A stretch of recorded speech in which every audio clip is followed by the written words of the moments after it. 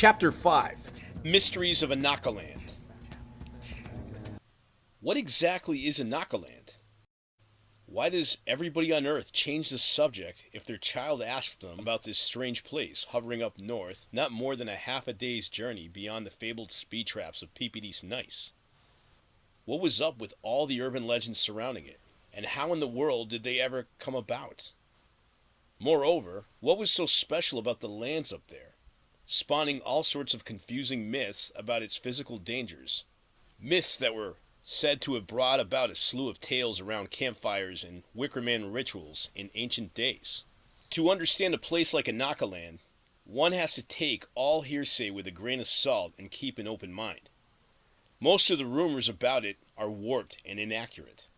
Despite what a desolate purgatory it is that some of these baseless stories have described it to be, Anakaland is quite beautiful. Beautiful and perilous at the same time. In fact, Anakaland is not like anything that its counterpart, that is, the rest of Earth, could ever offer. Its mysticism and scenery is like no other, and its value for experiencing real enlightenment unparalleled. An individual wandering into Anakaland is guaranteed not to come out the same person ever again, and in a good way. That is, if they survive. Huh, well that sounds comforting, Chili Sue said to herself reassuringly. She had kept reading esoteric myths because she needed the encouragement. As she skimmed the pages, she kept reading on more about the attractiveness of this beautiful place around her, as at least according to the book in her hands. Esoteric myths said the following. Most respectable places on Earth have enough sense to preserve entire regions of natural beauty within them. Authorities protect these state parks or reservations. But here in Anakaland, the trees and land are so untamed, actually, and they have a more attractive pull that makes a person just want to run out of their pathway and explore all this wild territory, like an overjoyed astronaut about to land on the moon for the first time. This is truly a beautiful place, the book read.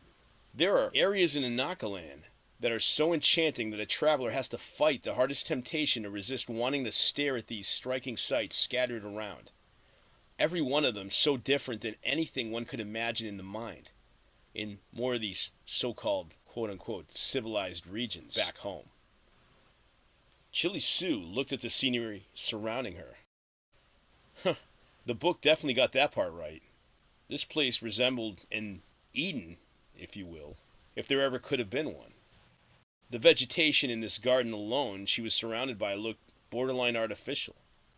Some flowers appeared tailor-made, like out of a children's fantasy movie. Hearing no sound of imminent danger, she let herself continue reading. But there is a danger to this, the book cautioned, as birds in the distance chirped. The landscapes throughout Anakaland are so diverse from each other. Many of these places are places of such marvel that the mind falls asleep just from their aesthetic view. They become a peril.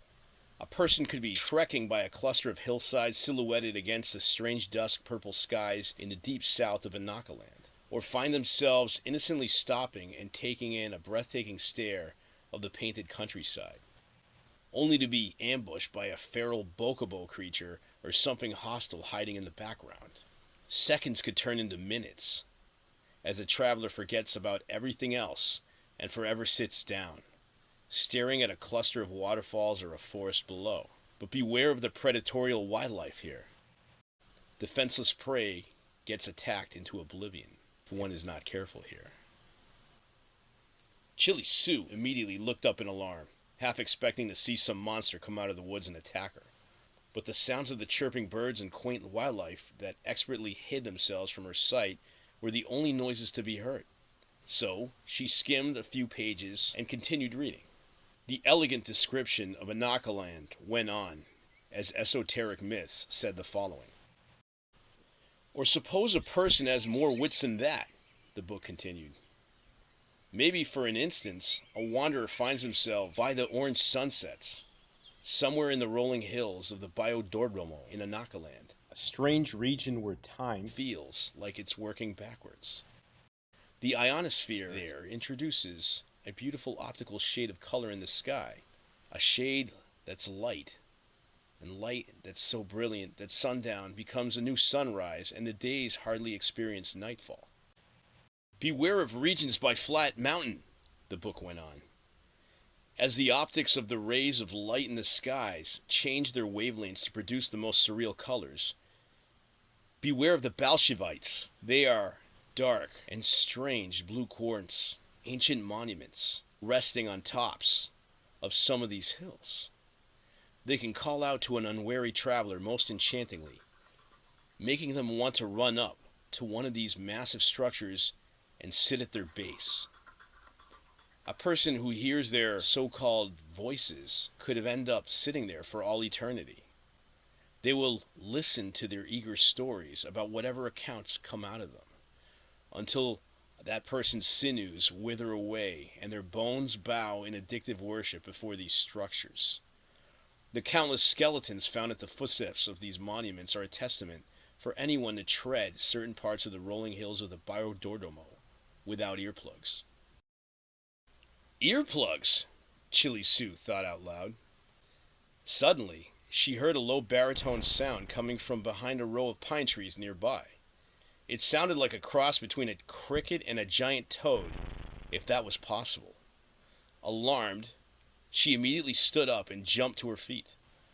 She had a mind to instantly walk the other direction as fast as she could, but her instinct told her to stay put. With at least the backdrop of the pond behind her, she knew she couldn't be outflanked if there was more than one of these creatures nearby. Unless there's one in the water itself, she thought with alarm. Standing as still as stone for several minutes, Chili debated what to do. Hearing no more sounds, she relaxed and decided to keep reading a bit more to calm down. She didn't want to be there too long, seeing how the sun would, or at least should, set soon, as far as she could calculate. Nevertheless, it still seemed wise to try to learn as much as she could about Anakaland. "Hey, there's more here," she muttered as she turned the page that she had bookmarked with her finger. There was some writing on the margin immediately following a continuing sentence about how beautiful and dangerous these Bolshevites seemed to be. And blah, blah, blah, the inscription on the margin read. It said the following, actually. "Mysteries like where all of that junk goes that legions of people buy as trends at one time or another at stores or flea markets we found in a cave," the passage went on. "All that stuff that eventually disappears from a closet or hoarded vaults and into nowhere." It was fascinating to see, the scribbled writing continued, and then it followed with a strange thought noted that made Chili wince her eyebrows. "But by then it was too late," the writing said. "We tried to save Ryan, but couldn't pull him away. We spent 2 days, but we finally had to move." "Huh," Chili said with surprise. "Better stay the hell away. But what should I look out for?" Deciding to make use of her time a bit better, she sat down again and decided to continue reading about specific places she may encounter while trotting around here in Anakaland. The chapter about the frictionless realms was particularly interesting, but dreadfully unnerving. That chapter read as follows. "Maybe a person could find themselves wandering in the frictionless realms to the far east by Anakaland," the text read. "Here, the concept of friction, the microscopic resistance force on any surface that prevents anything from completely sliding, is said to eventually not exist at all. Once a person strolls in the frictionless realms, there is a good chance they may find themselves sliding forever in the general direction of the east against their will, if east it is. There have been reports of paranormal activity in that region. See Volume 5. Unless a person acts fast and takes evasive actions, Barovo legends claim such victims slide indefinitely until they reach the end of the known dimensional Earth and into the race of beings known as the Narkanzar. They are the eaters of the living in real time and space. 2 myths found in the archives allude they are the guardians of the secret zones beyond the frictionless realms. Living black holes, they consume anything venturing out there. Anything exploring must take absolute caution in this area. There were other names for them as told in other appendices, and possibly even old mystery horror novels back in the real world. But nobody would ever wish to slide to oblivion like that. But by then, the words in the last part of the section were smeared, and Chili could not read any further. Still, Chili remained alert. Okay, she said decidedly. Not going east. This actually was good. The diversity of chapters in Esoteric Myths describing regions of Anakaland gave her a sense of caution, even if no such place east of Mount Muhadeo existed like that on Earth. This way, though, she actually had a plan to decide what to do next. Chili read on, skimming through a few sections that described the northern regions. Not so exciting, or perhaps just not really comprehensible. She didn't like what she read, though. Something about Mayan periods to be found in the forest. But then something called the Valley of Bones and the Skylars that sweep up the dead. This all sounded too ghastly, actually. Huh. Chili also contemplated she had no plans to go return to Mount Muhadeu right away anyway. But she discovered a section in the book that planted a seed of fear to stay away from it altogether. At least until she could figure out how to bypass these dangers. I must have been lucky on that mountain, she wheezed with a shudder. Despite her fear, Chili read on. Esoteric Myths had a few insight about its base, which secured her sense of danger about it. Much of these sections in this part of the book were very academic and muddled reading, but definitely worth noting. A couple things that she really noted were as follows. Mount Muhadeo has always been an anomaly, the book said. Bordering between the thresholds of Anakaland's southwest hill regions and Ziana, there may have been many other disturbing reports besides ghouls, see the Machinery report, in the surrounding forest by the mountain's base. Sightings of other creatures such as feral bokobo beast, Janyas, as the Phillips expedition has said, have been reported. Then the book continued on with some more gobbledygook and gibberish, but it still felt like it was something worth to take a note, if all else ever so cautiously. The book went as follows. Tribes of cannibalistic Zulish that like to attack explorers, see the 1811 McTierney sightings, with their giant expanding flails spinning in great circles, were seen west of Mount Muhadeu, see the McTierney Kapatika 1814 expedition, and strange stumbling plants that seemed to stagger around as if drunk, and upon falling to the ground would explode on impact, were suffered to the northwest by Rapnatty. See the McTierney Capacita 1814 expedition. Lots of work cited in this stuff, and very academic. Maybe this was a textbook after all, as Dixie had said. The book went on to tell more stories that were very unsettling. Anyway, the text continued, the old stories were interpreted as this. The McTierney expedition showed Anakaland as a rumored cornucopia of fun and danger at the same time. Other explorers have agreed, quote unquote, it is a beautiful landscape that was toxic if you weren't on your guard against its creatures and special danger zones. See Bassam Preskenis expedition in 1952. But since the few that could venture here could not bring back any evidence of what lay inside this giant enigma of lands without the risk of running for their lives, all of this remains folklore. A certain text had been highlighted in bold. The last part made Chili raise her eyebrows. A final note, the text read. Electronics here in Anakaland do not work properly here in Anakaland. During the Preskenis expedition, nothing was noted to have worked either. The last reports agreed. It is impossible without always adjusting the right electromagnetic wavelengths to propagate specific signals for communication. The ionosphere here is too rich in many areas. Even batteries drain inexplicably in no time flat. See the Bassam Preskenis 1952 expedition. Any thoughts by whatever government neighboring Anakaland to set up a cell tower and study the landscapes have proved futile in funding. Preskenis reported that within the simulated environments recreated at Wope Tech, transistors, receivers, and all sorts of diodes were eaten away by quote-unquote acid moisture that conducted charged particles. The fact remains, due to the futility of any experiments there to study its mysteries, the great biodomes to the northwest in Anakaland are still believed to be abandoned. These were discovered during the infamous Priskinus expedition. Priskinus believed the supernatural, quote-unquote, are due to a phenomena called nodes. They are massless and cannot be quantified by any metrics to prove, yet they are scattered all over. They allow miracles to happen all around these lands, wherever they are located, and the ancient Kruder indigenous that live here believe these sites to be sacred. But the local Berebels dismiss it at what might be another anomaly. These are close cousins to quantum energy fields. We may never measure this, so therefore we may never know. Stay away from guardians, was the last sentence in the paragraph, highlighted in mega bold and circled multiple times over. Guardians. Chili Sue finally put the book down, completely exhausted. She couldn't read any more. All of these writings seemed proof enough that the ill-prepared and dumb enough to venture out here, like herself, hardly had a chance of survival if they weren't cautious.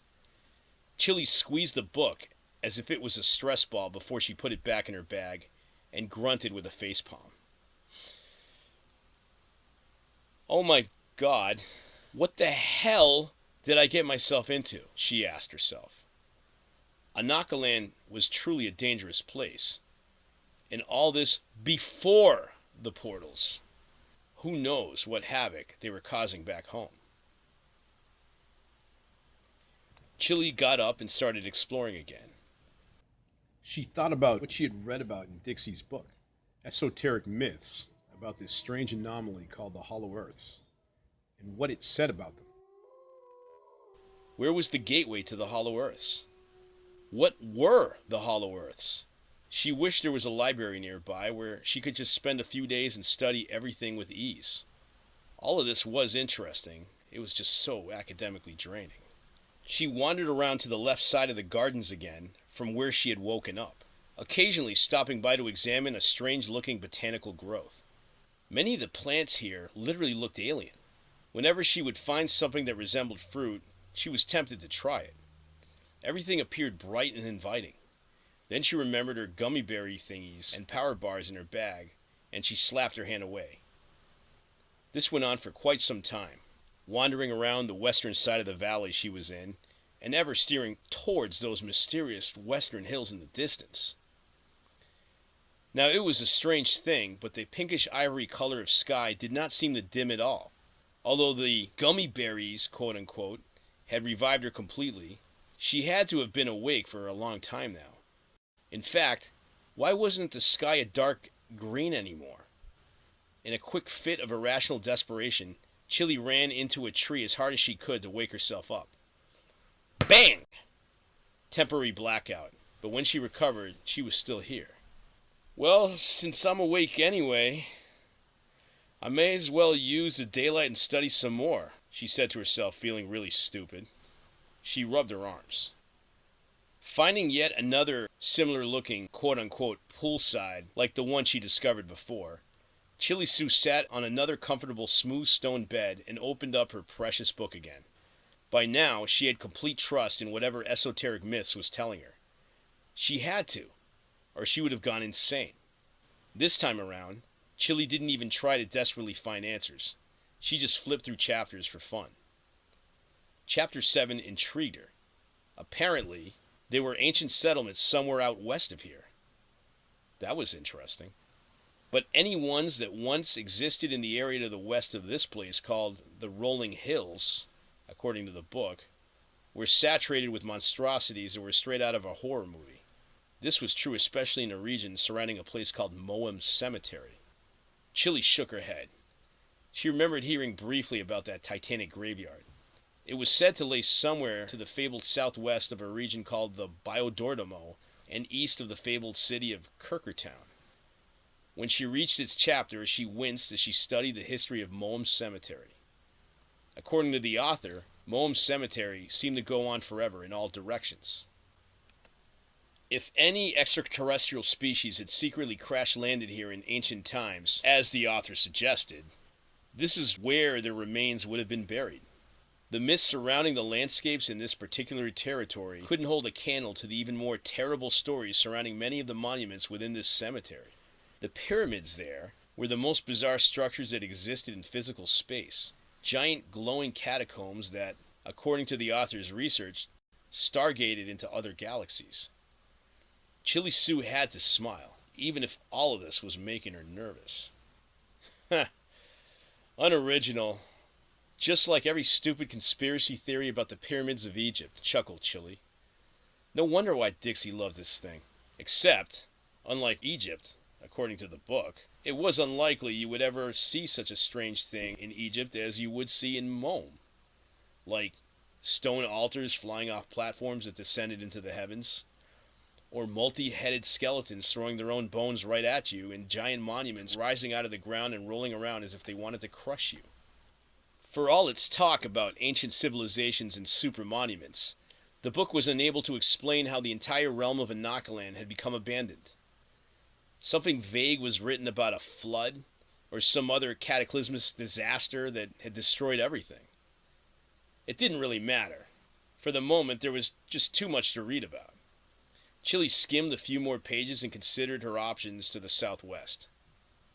To the far west, beyond that endless graveyard region in Anakaland, before slamming into the vast endless blue of the Lagaro Sea, and beyond the derelict region of Uirin to its north, and the giant weather vanes of Madrasa to the south, whatever that was, lay the hidden city of Kirkertown. Dixie had mumbled something about it to her the other day.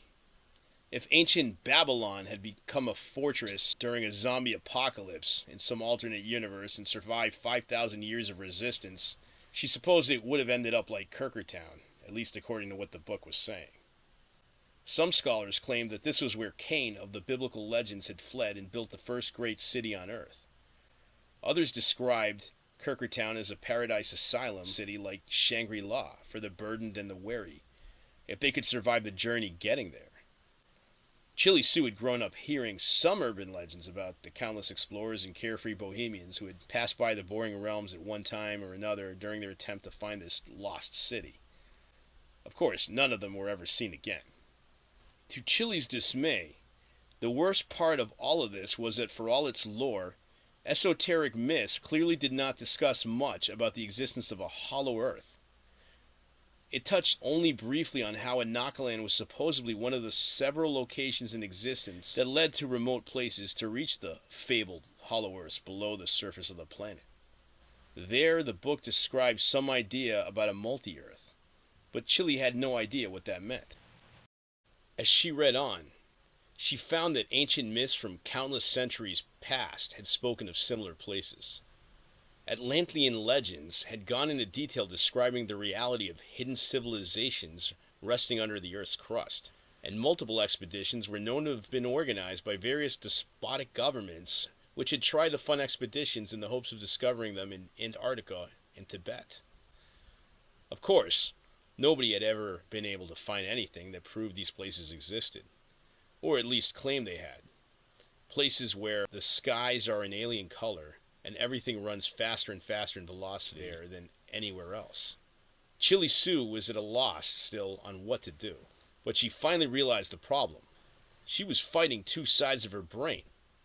The rational side, which kept her safe, but had run out of places to go in these circumstances, and the other side, which was actually fascinated by what she was reading, but now everything seemed like one giant big leap of faith. Come on, rational brain. Think rational. Rational, she insisted. She was better off that way. She was no physicist, but the existence of a hollow earth had to be violating some physics principle or another. She put the book away and rubbed her face in complete anguish. I've been so stupid. My mind is playing tricks on me. Before she could go any further, rational Chili had to win this. It is all a hallucination, she told herself. It has to have been. All of this. But if that was true, how in the world could she explain even the last several hours of her waking life?